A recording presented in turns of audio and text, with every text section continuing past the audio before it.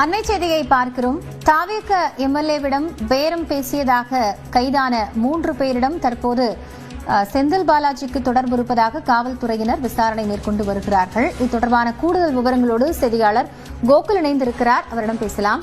கோகுல், இப்போ இந்த தாவேக எம்எல்ஏவிடம் பேரம் பேசியது தொடர்பாக காவல்துறையின் விசாரணை நிலவரம் என்ன? தமிழக வெற்றி கழகத்துடைய ஊத்தங்கரை சட்டமன்ற தொகுதி உறுப்பினரான இளையராஜாவை தொடர்பு கொண்ட திருநாகரசு என்ற நபர் IDPS என்ற ஒரு கருத்து கணிப்பு நிறுவனத்தை நடத்தி வருகிறார். இவர் சட்டப்பேரவையில் கொண்டு வரப்படக்கூடிய ஆட்சிக்கு எதிரான தீர்மானத்துக்கு ஆதரவாக வாக்களிக்க வேண்டும் என்று இளையராஜாவிடம் பேரம் பேசியதாகவும் ஏறக்குறைய 35 கோடி ரூபாய் வரை பணம் தருவதாக பேரம் பேசியதாக அவர் புகார் அளித்திருந்தார்.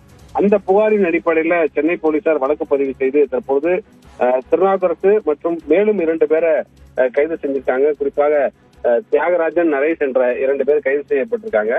இவர்களும் நடத்தப்பட்ட விசாரணையில கரூரை சேர்ந்த நபர்களுக்கும் இதில் தொடர்பு இருப்பதாகவும், குறிப்பாக முன்னாள் அமைச்சர் செந்தில் பாலாஜி மற்றும் அவருடைய சகோதரர் அசோக்குமார் ஆகியோருடைய அறிவுரையின் பேரில் தான் திருநாகரசு இந்த சட்டமன்ற உறுப்பினர் இளையராஜாவை தொடர்பு கொண்டு பேசியதாக விசாரணையில் அவர் தெரிவித்திருப்பதாக தகவல் வெளியாகிறது. அந்த அடிப்படையில் கரூரை சேர்ந்த கார்த்திக் மற்றும் ரமேஷ் என்ற 2 பேரை காவல்துறை அங்கு சென்று விசாரணைக்கு சென்னைக்கு அழைத்து வர்றாங்க. விசாரணைக்கு பின்னர் தான் அவர்கள் மீது எடுக்கக்கூடிய நடவடிக்கை தெரிய வரும். முன்னாள் அமைச்சர் செந்தில் பாலாஜி மற்றும் அவருடைய சகோதரர் அசோக் குமாருக்கும் இதுல தொடர்பு இருக்கலாம் என்ற கோணத்திலையும் காவல்துறை இந்த வழக்கு தொடர்பாக விசாரணை தீவிரப்படுத்திருக்காங்க. நன்றி கோகுல், இது குறித்த விவரங்களுக்காக.